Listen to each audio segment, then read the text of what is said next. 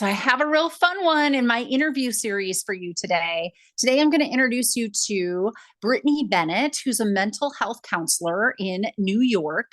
And she has a lot going on that I think you, my listeners, would love to hear about. So the reason that she and I found each other, so funny. I don't know her other than this podcast interview. And I had put out into the interwebs that I was looking for people to do podcast interviews with. And honestly, if you're a listener and you're interested, certainly look me up, Dr. Natalie at learntoloveyourstory.com. You can send me an email and hey, let's do it.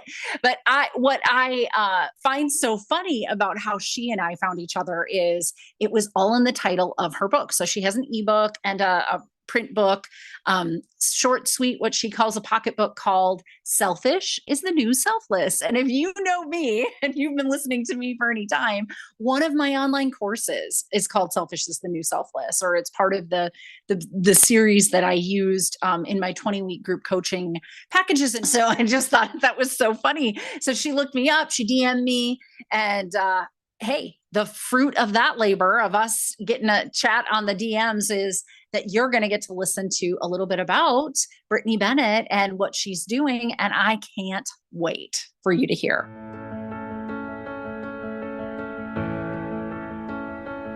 I know your deep, dark secret. You don't like your life. You're a woman in midlife.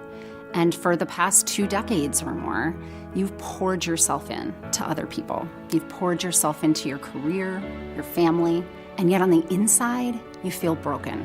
And that's no way to be. I'm Dr. Natalie Marr. I'm a clinical psychologist and a life transition expert. It wasn't too long ago that I was in your shoes, waking up in my early 40s, thinking I've got 2 failed marriages, and I'm a single mom for the second time in my life. And I just knew that I could do better, that I could feel better. Fortunately for you, I have about 20 years experience clinically. And so I've created a method that will help you learn to love your story. I know that the story that you're telling yourself about your life feels awful. And I know that you think that you can't change that. I assure you, you can. And when we work together, I'm going to help you to craft a different story, a story that you love, a story that makes you want to get up every single day. Let me introduce you to Miss Brittany Bennett. Brittany is a New York State licensed mental health counselor who enjoys sharing her insights into mental health well-being in a speaker and reader-friendly format. She thrives most in her field, providing well-rounded education and guidance through thought-provoking discussion and writing, which have been featured internationally. Brittany is the author of the modern self-care book, Selfish is the New Selfless. Love this name. And this book is a reminder of the power of taking care of ourselves first. My whole thing is called Learn to Love Your Story. And so I want to know what your story is. So tell us about Brittany Bennett and tell us from, knee high to a grasshopper on, what's your story? Tell us about yourself. That is a loaded question, and one I definitely was not expecting. It's so interesting, and it's so funny how certain questions can pull at the heartstrings. And I almost even feel a little bit emotional even thinking about it, because you think to yourself, what would be relevant or of value, or I'm not really sure. And honestly, Dr. Natalie, I've never even been asked that question. And I probably dreaded that question. I'm not sure. Yeah. But, you tell us what you want us to hear, but here's what I'll say about stories. They're all powerful, and they're all of them have value and bring value. And so your story is also a story that one of my listeners has and will hear and say, oh my gosh, she's speaking my whole life to me over the, whatever they are, the webs, as it were.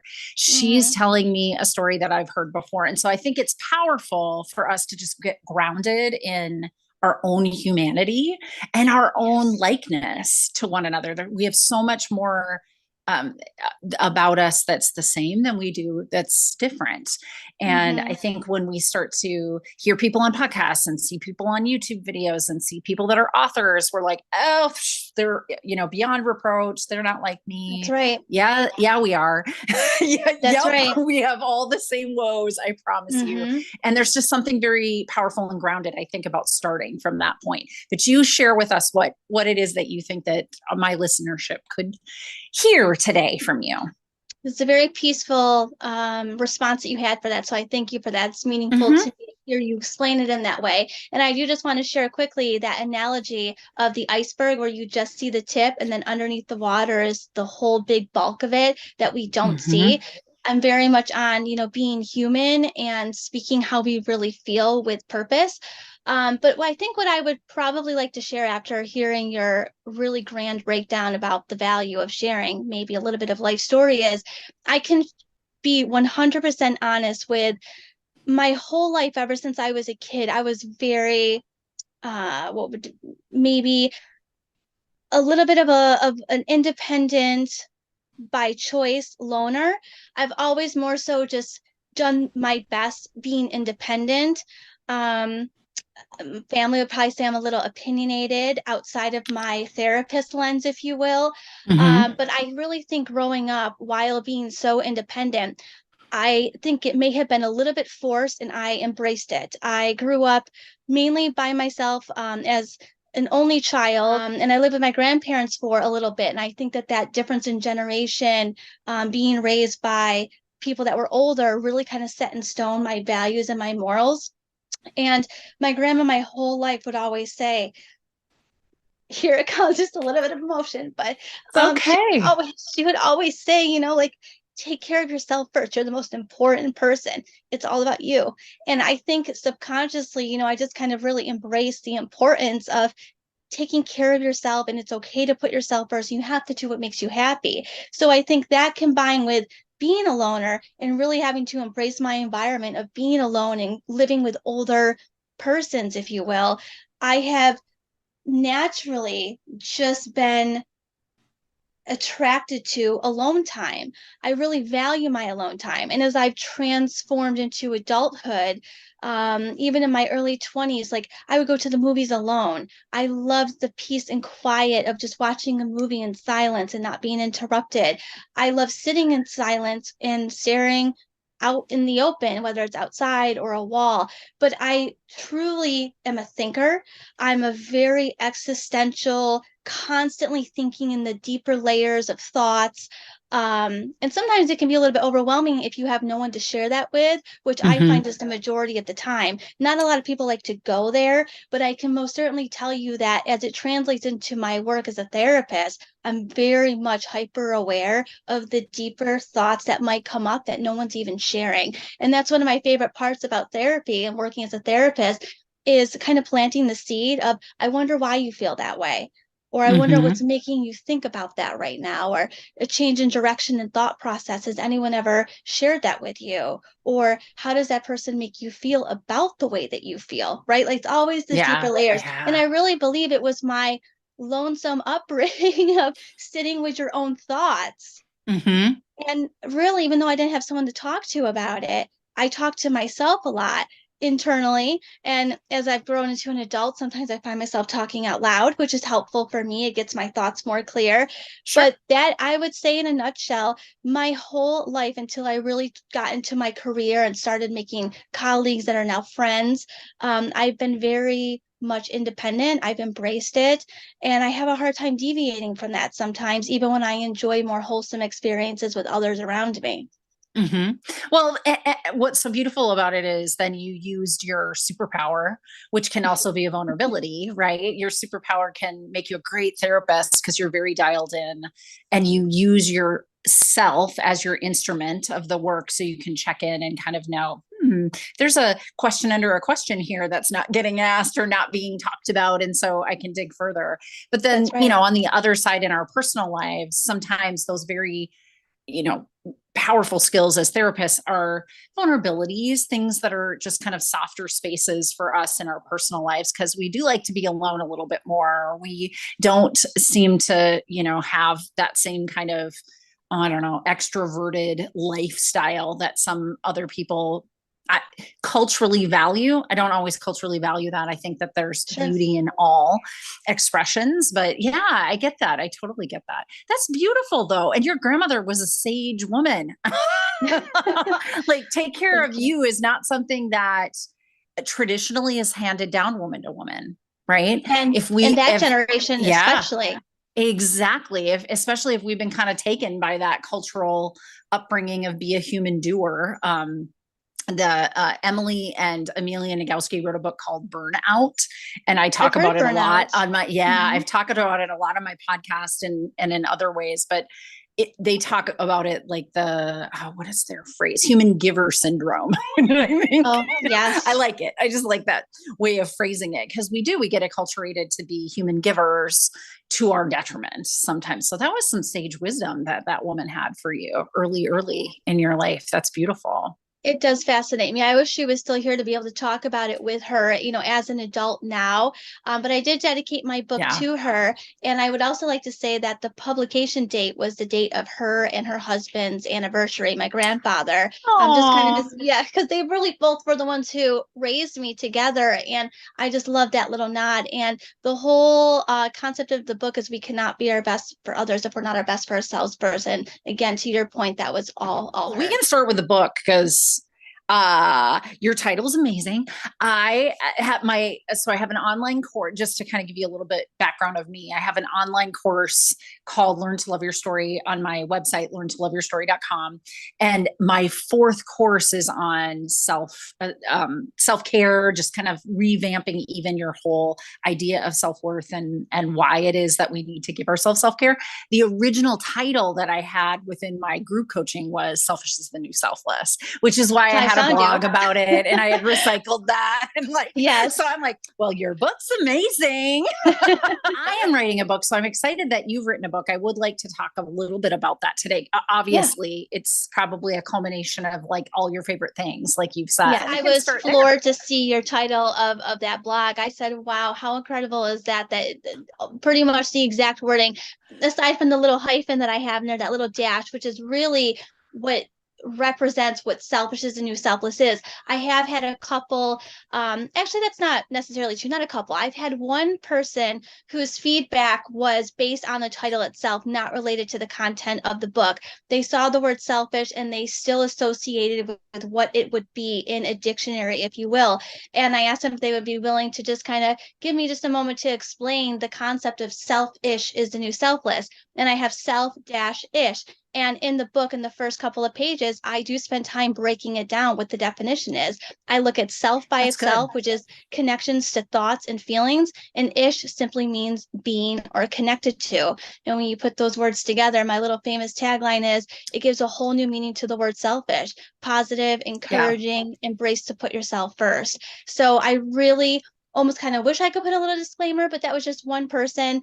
And all feedback is very useful and valuable. And from that feedback, now I make sure that I spend time sharing what my definition of selfish is. Yeah. No, I love it. There's so many things to love, but I really love that you break down that definition, because words are so powerful and they, kind of warp into pop culture's version of what that word should mean. And so there's certainly a connotation we give to selfish. My play on words with it was different than yours, but I love it that you break it down to, just the core, what's the core meaning of this word? And let's kind of use that to our own advantage. I like that. That's great. Tell us about your book then. Let's just go there. No, I think the takeaways I would like is it is super small. I call it a pocketbook guide because I do feel like it could fit in your back pocket. And I wanted there to be a light at the end of the tunnel.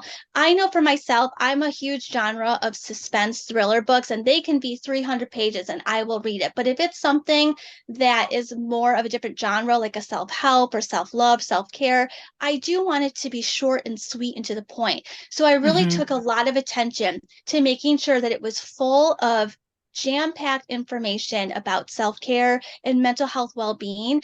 And I tried to be careful with it because I didn't want it to feel like it was mental health and therapy, but I took every day ups and downs, victories, and what someone might refer to as a failure, which I think is a great place to start for misdirection, right? But everyday Right. examples that are full of value to talk about the self-care that falls behind all those ups and downs and conflicts and things like that. But I really also like to share that I wrote it in a way where it feels more like a conversation that Mm-hmm. the author myself is talking to the readers if we're talking to one another. And the other key point that I like to Right. hit on is I did my best to write it in a way where someone doesn't have to go grab a dictionary or Google something. So there's really no clinical jargon, if you will, no clinical terms. And I want it to be an easy, fast-paced read. And the couple points that I hit on, I call one, the pocketbook guides, two, the heartfuls, and three, the random stuff. And the pocketbook guides are centered on communicating with purpose, with intention, and feeling okay to do the things that are in your best interest without all the guilt attached to it, and what to do with that Mm-hmm. guilt if you do have it. And then the Heartfuls is my favorite special section, which is really dedicated to talking about what therapy is, how therapy should work, what the function of it is, what the purpose of it is, the value of therapy. And then it breaks down a couple different things of how to take care of ourselves, but also how to support our loved ones who might also be going through a mental health condition. And then finally, the random stuff is as random as it gets. It's exactly It's what it says. Talks about preparing for jobs, careers, interviews, college versus no college, which if you open up that discussion, we'll be here for days because I'll talk yeah. about how I really feel about it. But just a lot of fun little stuff. And like I said, short and sweet. Okay. I like that. Digestible though is useful. And our hustle culture probably is going to get a wider, consumer of your book then. And, you always hope if they start to read your stuff, then they start to follow you as well. So then there might be more for you to give them to follow. But I think that that's wise. You don't want to have something that's a Dostoevsky novel level I agree. of content, Totally. because nobody's gonna hold on to that. So honestly, it's one of the reasons why I like to do this podcast, because it's bite size, right? Like everybody has Yes. about a half hour of time that they can give to something, and in their commute or whatever else, and that's about as much brain power. You and I both know that's about as much brain power and attention we can give to something anyway, to Yes. digest it and then consume it and put it into our stuff. So that makes sense that you made it short and sweet. Tell us about the title, and tell us why you chose that title or that genre to think about. Sure. So I just personally feel that there's such a negative spin on that word selfish. And there's so much value in putting ourselves first. That whole concept of we cannot be our best for others if we are not our best for ourselves really Mm-hmm. gives you the permission to say, hey, if I want to be present to go do this, or if I want to be able to be a part of that, I need to feel my best first. And I also think that there's a lot of value in learning how to say no without having to add an explanation why. I'm really big on it's okay to say, no, thank you. You know what I mean? You don't Mm-hmm. have to go beyond that. No, thanks. It doesn't work out for me. Thank you so much for the invitation, but I decline. But we get so caught up in this pressure to explain ourselves, and we organically develop a little bit of pressure or self pressure, maybe a little bit of anxiety about not committing to something or pulling out of something. And I really think that if we can be authentic with it's just not going to work out for me this time, or I just can't commit to this right now, and just leave it at that, Yeah. that's totally acceptable. And then Mm-hmm. also, I'm really, really big on choosing who deserves to know. I cannot say that with more oomph behind it, right? Like, who deserves to know? You do not have Yeah. to give anyone an explanation, especially if you don't feel a good connection with that person. It's okay to just give a response and not have to get in a conversation about the why behind it unless you truly Yeah. want to.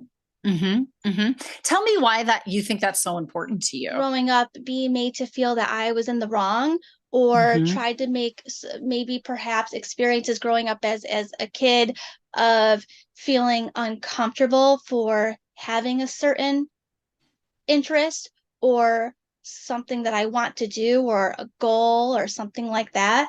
And I don't want anyone to derail me with their input if it's not supportive to me and what I'm working towards, if it's safe and in my best interest, right? So speaking, I'm an overall healthy person.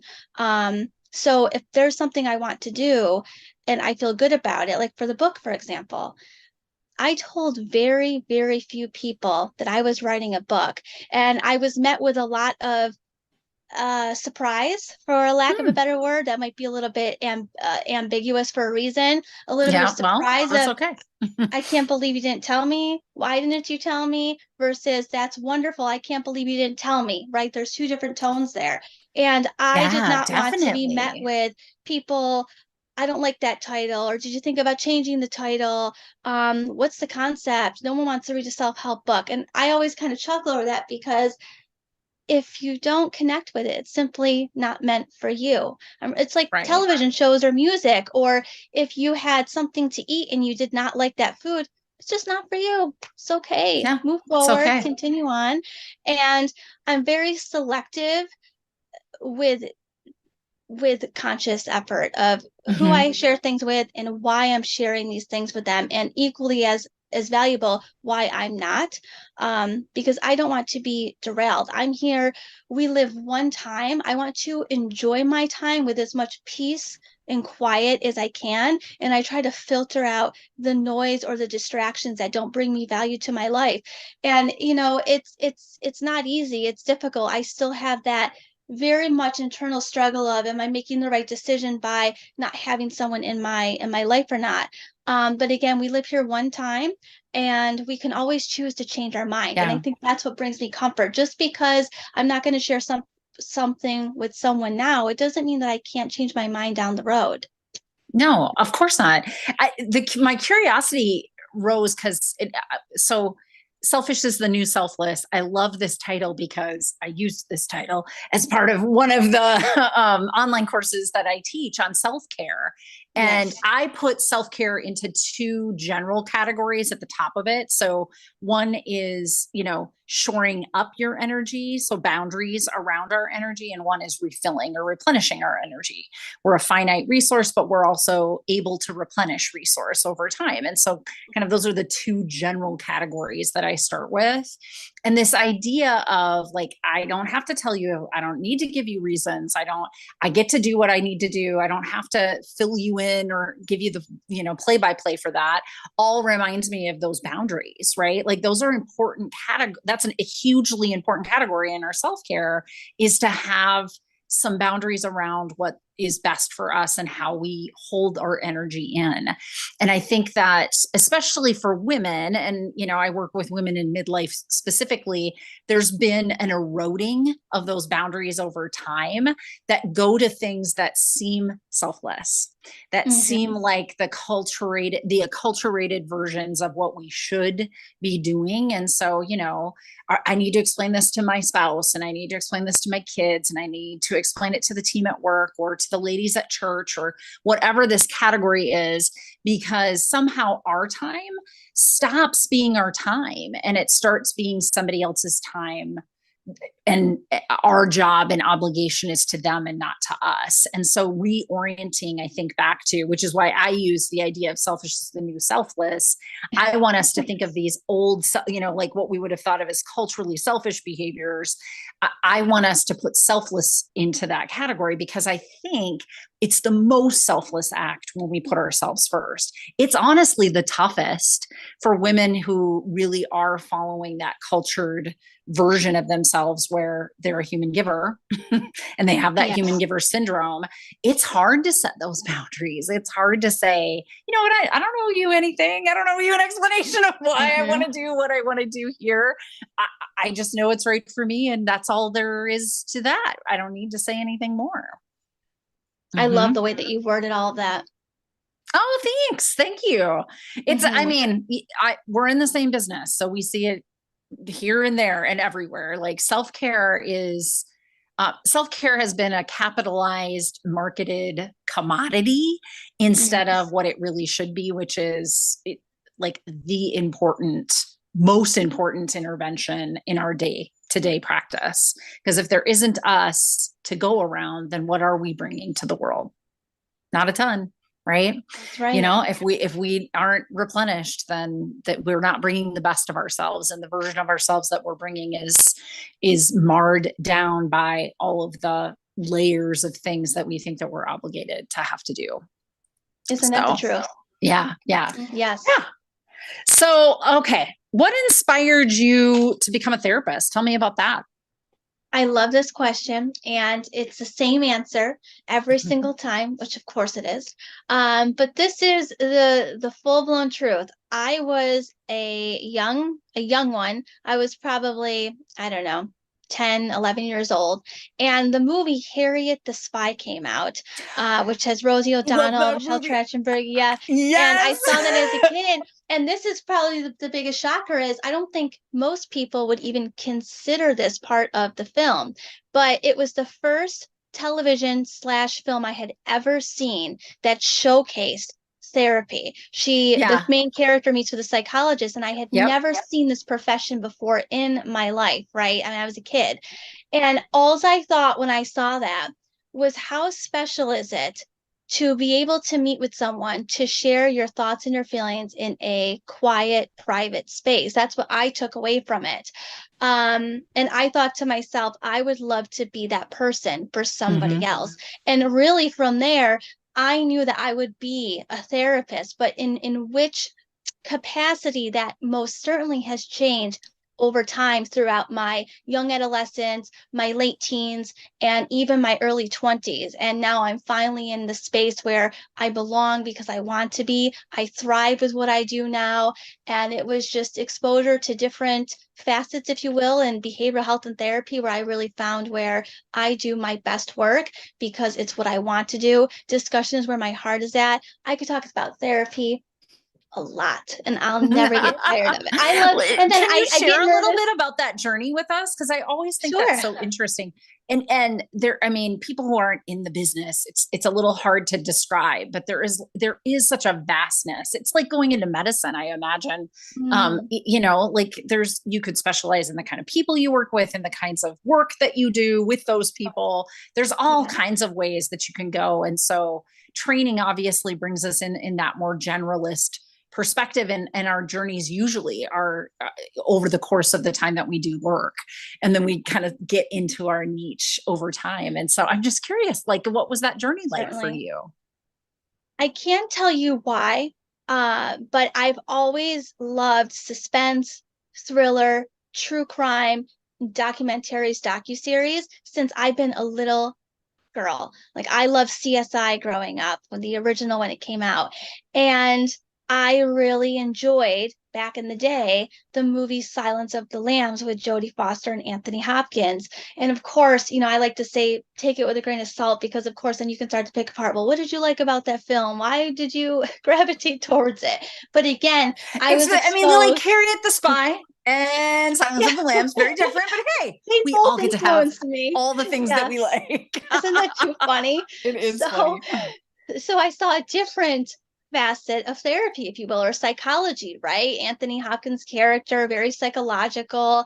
And through that, when I was a teenager, when I saw that movie, I actually thought that I was going to end up working as a therapist within prisons. And my whole hope was to work with those that were going to be released out on parole. And I wanted to work with them for at least 2 to 3 years prior to their release date, if they knew a release date or if they had the potential to come out, because I wanted to be able to be a support to them to be up to date on technology, current events, how to explain their charges, their felony. Why hire me? Why hire me after you know about my, you know, if they did find out about that they were in prison or something like that.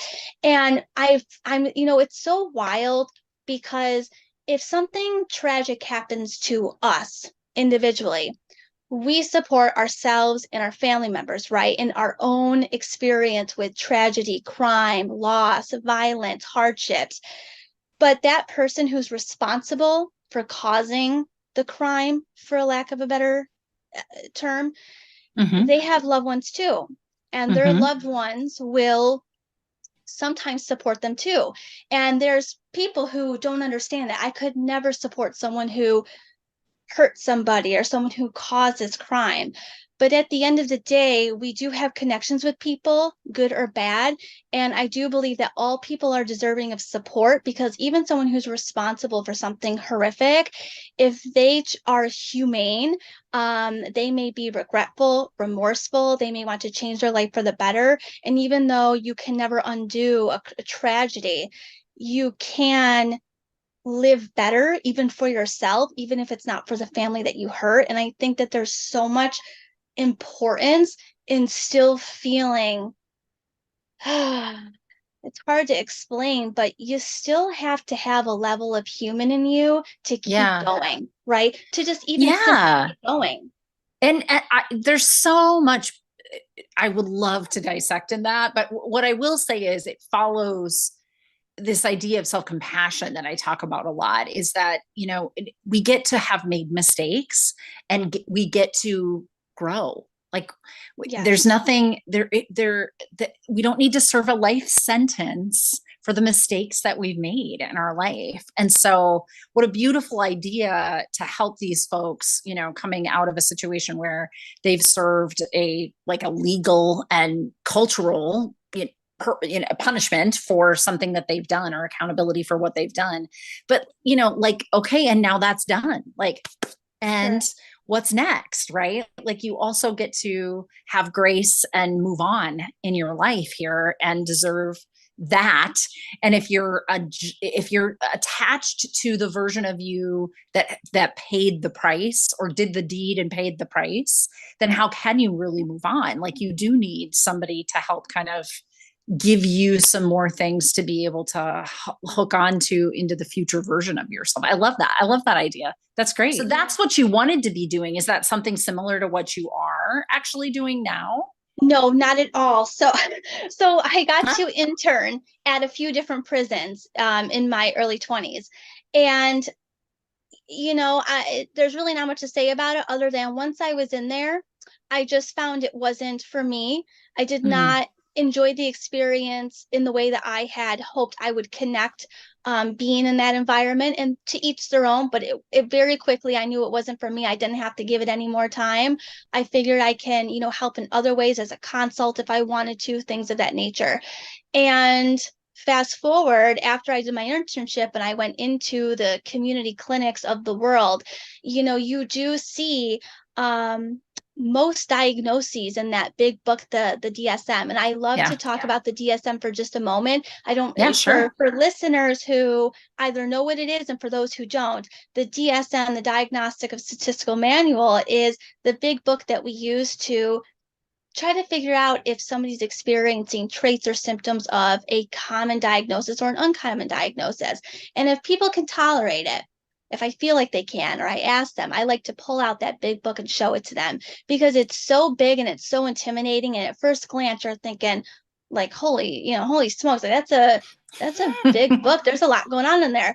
And I really think that it's very valuable to say it's so big, because that's how much common mental health experiences we have. That book is designed to hopefully fit every type of situation in our life that's causing us some type of difficulty or challenge, to capture that, to say, okay, hey, we have something here. Let's work with this.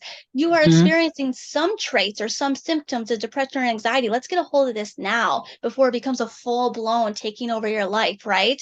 And I think that book is just the perfect example of, hey, whatever you're going through is in here. And I like to point out little tiny things, like there's even things in the DSM of challenges with jobs, challenges in the workplace, loss of career, retirement, changes to retirement, someone who's having challenges with connecting with spirituality or culture or, religion. And that stuff, all the way to things that maybe other people have heard: bipolar disorder, schizophrenia, psychotic disorder, substance use, right? So it really covers everything from small things to big things, common things to uncommon things. Working in a mental health clinic, a community clinic, I saw a lot of different diagnoses. And through that, coupled with life experiences that people were sharing coming into the office, I was really able to decide for myself what life experiences that someone's going through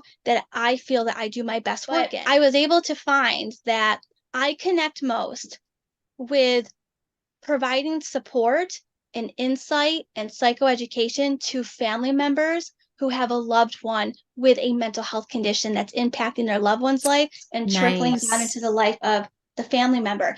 Because unfortunately, family members are not often invited to be a part of their loved one's therapy, treatment, counseling, medication management. And they get lost with either not seeing progress or not understanding what progress looks like, or not believing that somebody's experiencing a symptom that they do, or not understanding the diagnosis. And one of my classic examples I like to give is when people think of depression, they think of people crying, unable to get out of bed, maybe suicidal, but there's other symptoms too. Feeling guilty. I love to share that. Guilt is such a tremendous depth of disappointment, frustration, self-loathing, confusion, and that is a symptom of depression amongst many others, changes in concentration, fatigue, irritability, the list goes on. And I love to be able to spend time providing insight into all the possible things that add up into a possible diagnosis.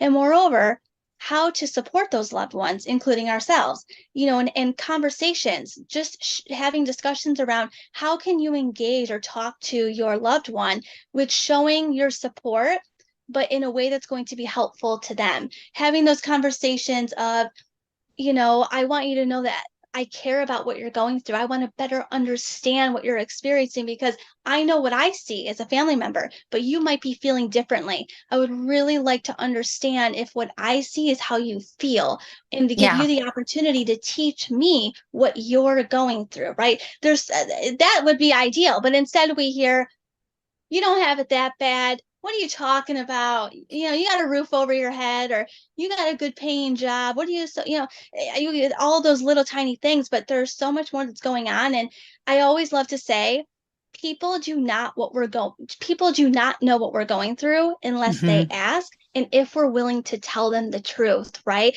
That's like that example of, hey, how are you?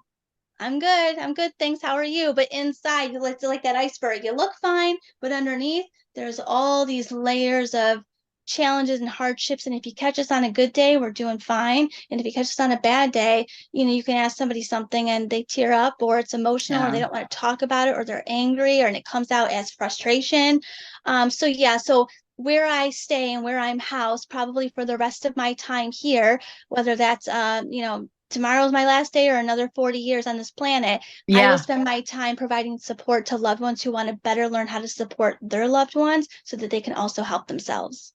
That's a lovely, lovely agenda. I think I not very many people do that actually within our industry. We're a lot more concerned about the primary client and not those secondary people. But as in my private practice, I'm a trauma therapist, and so I work with people who've been through interpersonal trauma. I can tell you, there's a ton of clients that need your help in that context, right? Because there's lots of secondary trauma that can happen to the people in the folks that I work with in their lives. And they need the help too. So I love that. What a interesting thing though, to go from the forensic side to like, oh yeah, there's still the same vein, right? But it's not exactly the same thing. I love it. I act as a consult too with people that are starting out in private practice. And one of the first questions I'll ask them is, what are the types of clientele that you hope to work with? What do you like to work with? And you'll hear people who have depression, or I want to help people who have anxiety or panic disorder. But I don't want to say most people, but a lot of people already have that stuff going on. Depression is the leading cause of disability worldwide. And even if you don't get the full-blown diagnosis, you're certainly going to have traits, throughout the year, even if it's just seasonal, right? If your life is okay.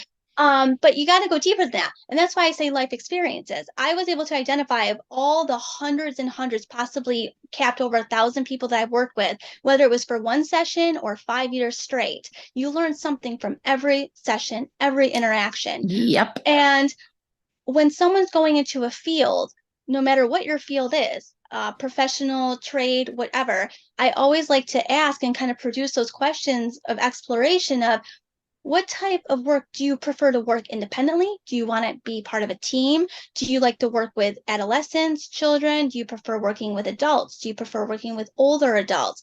What setting do you absolutely not want to be in at all? And it's through different jobs that we get exposed to independent work, teamwork, team projects, working with young, older. Like for me personally, I'm selfish about it with Mm-hmm. intention, but I will not work with anyone typically under the age of around 27, 28 years old. And I don't say, hey, how old are you when they call me? But I do have my marketing agenda and strategy of these are the life experiences I want to work with. And typically that's Yes. what's coming in. There's more people who are in their 30s, 40s, and up that have family members with mental health conditions and experiences, and there are younger crowd, right? So I'm already able to kind of filter that out. But I always say be Right. selfish with intention. Understand why you do and do not want something, because that will provide you clarity to better kind of dictate what you want in and out of your It life. sounds like who you like to work with is the helpers. Like you want to work with the family members of people that have issues, right? You want to work with people that are becoming therapists and opening up their private practices. There seems to be an allure for you into helping the helper be a better helper.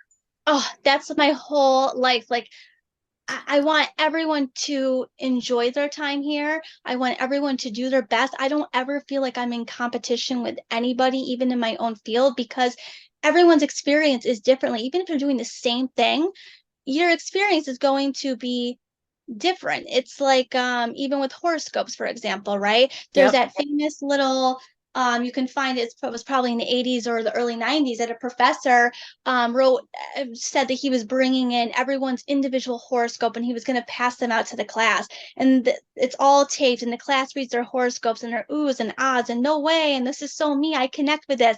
And he said, okay, now take your horoscope and swap it with the person next to you, and it was the same horoscope.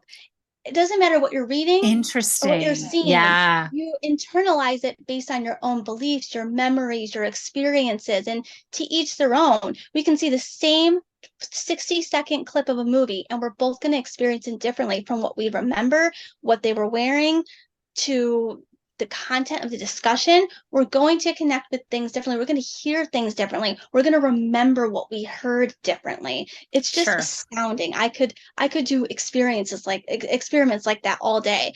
But back to what you were saying, Yeah. I love people to do their best. I want people to enjoy their work, enjoy their life. When you can, cut back a little bit to be able to enjoy yourself. Say no to the invite. Say yes to the invite, right? It Yeah. depends on what you Yeah. want. If you need to just settle down and kick back on the couch, do that for you, recharge, say no for 6 months if you need to. Do what you need to do so that when you go out about your day, you feel content, you feel at peace with I know tonight when I get out of work, I can kick back and relax. Or I know when I'm done with work, I'm going to that dinner What outing. do you think is one of the biggest barriers for people really engaging in that level of self care for themselves and seeing themselves as somebody to be selfish about?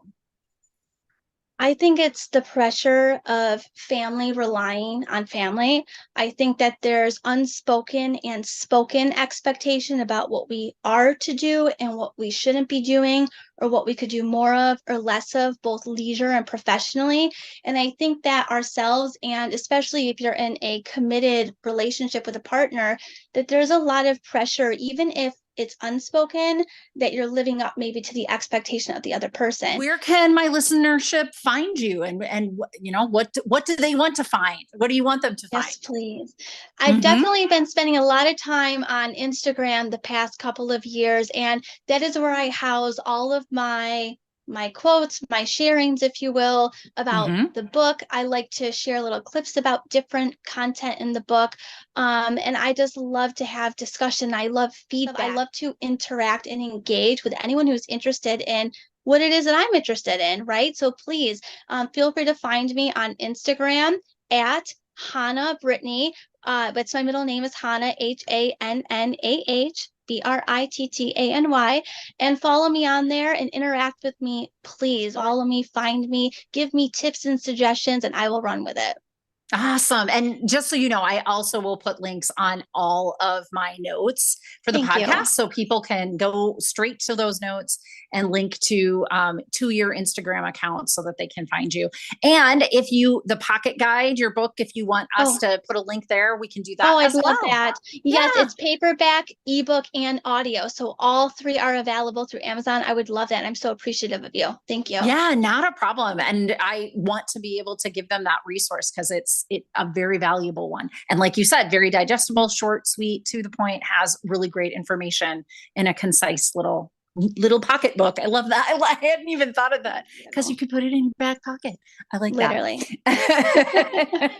Lovely conversation. And gosh, it's just so funny to me to connect with somebody who's so on the same wavelength when it comes to self-care. I love it. It is.